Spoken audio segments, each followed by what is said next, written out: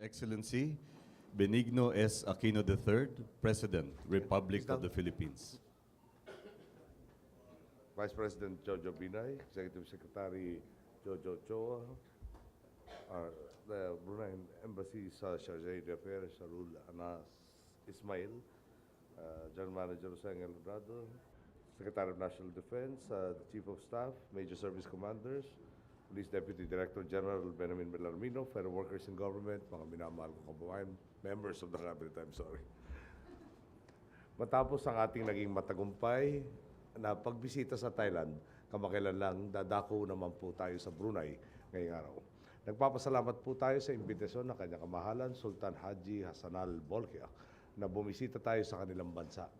Isa po itong pambihirang pagkakataon upang mapatatag pa ang ating bilateral relations sa Brunei at maibalita sa kanilang mga investors ang maaliwalas ng kalagayan ng pagnenegosyo sa Pilipinas.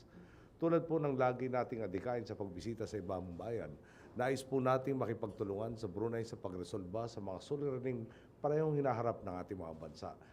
Isa na nga po rito ang pag-aksyon sa madalas na pagragasa ng mga kalamidad sa ating pumbayan.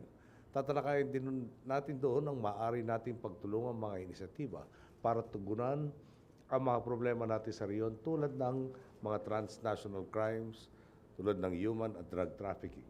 Pag-uusapan din natin ang mga pangdaigdigang hamon ng direktang nakakaapekto sa ating mga mamamayan tulad ng global warming at madalas na pagtaas ng presyo ng petrolyo. Puspusan ang pagsisikap nating patatagin ang pakikipag-aliado sa ating mga karatig bayan upang mas maayos nating matugunan ang ating mga suliraning panlipunan. Dahil sa bayanihan ng mga bansa, umuusbong ang mga makabuluhang solusyon na nirespeto at kinikilala sa mundo. Sa ating pagtungo sa Brunei, hihimukin din natin ang kanilang mga negosyante na mamuhunan sa ating bayan. Hindi po mauudlot ang kumpiyansa at siglang natatamasa na ng ating ekonomiya. Sa pagtatayo ng negosyo sa Pilipinas ng mga investors mula sa Brunei, marami sa ating mga kababayan ang matutulungan upang umangat at umasenso sa kanilang mga buhay. Magpapasalamat din tayo sa Brunei dahil sa tungkuling ginagampanan nila bilang membro ng International Monitoring Team sa Mindanao na malaki ang papel sa ating peace process sa MILF. Membro din sila ng Organization of Islamic Conference Peace Committee on Southern Philippines na may mahalagang papel din sa pagpapatupad ng ating kasunduang pangkapayapaan sa MNLF. Kakamustahin din po natin ang ating mga kababayan nagtatrabaho sa Brunei.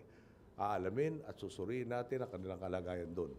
Walang hanggang pasasalamat ang ating ipararating sa kanila para sa kanilang walang humpay na dedikasyon sa pagtatrabaho.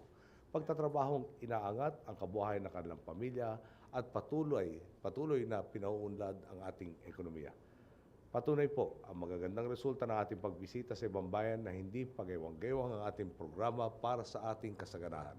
Ito ang tuwid na daan na diretso tinatanaw at tinatamasa ang ating mga layuning pangkaunlaran.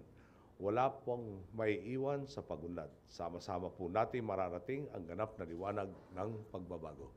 Maraming salamat po. Mabuhay po kayong lahat. Thank you, Mr. President.